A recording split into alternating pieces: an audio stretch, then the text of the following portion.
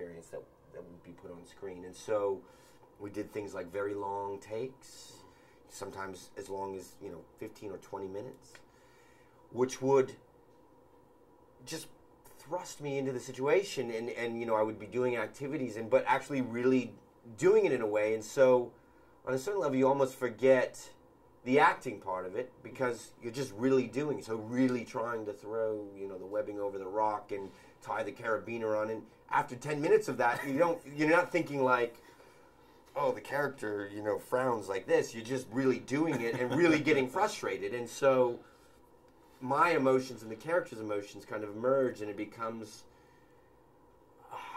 kind of authentic in a weird kind of different way. And other things, just the way that it was filmed and captured, and a lot of it's so close and intimate. All of that, I think, adds up, and you get the audience has a different kind of relationship to the character, just because of all these things working together. And when I watched it for the first time with the audience, it felt like I had just revealed, myself in a way that I'd never done before. But it's all of those things working together and adding up.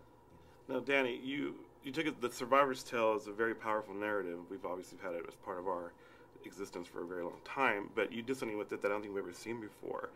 And I guess maybe because you harness what we're like now. We're very much in love with our self-confession, whether it be blogs, video, anything that we seem to capture our own daily reality.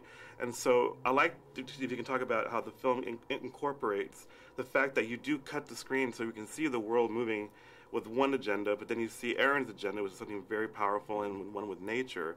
And is that how you see the world now? Do you want people to kind of be more in contact with what really matters as opposed to what we think matters? Oh, yeah, cool. Well, it's extraordinary.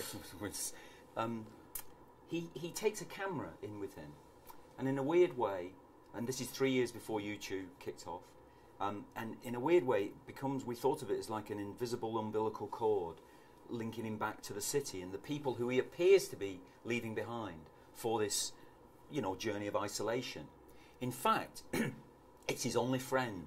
Actually becomes his only friend. You're used to in movies like this, like he befriends an animal or he befriends a basketball or, and starts personal. But his friend is this camera, and it allows him somehow, in a kind of magical way, to be able to reach back to people. The people that he now regrets that he hasn't had more contact with, that he regrets that he's fled from, that he hasn't been responsible towards, in tiny, tiny ways. So it becomes a journey that he's on, not a journey into isolation and the wilderness, weird way, in a journey back to people, the people that he's fleeing. And we always used to say that in the loneliest place, it begins and ends with people. We're all bound together.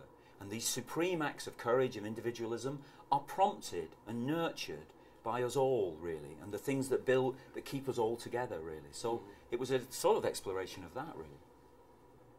Gentlemen, thank you.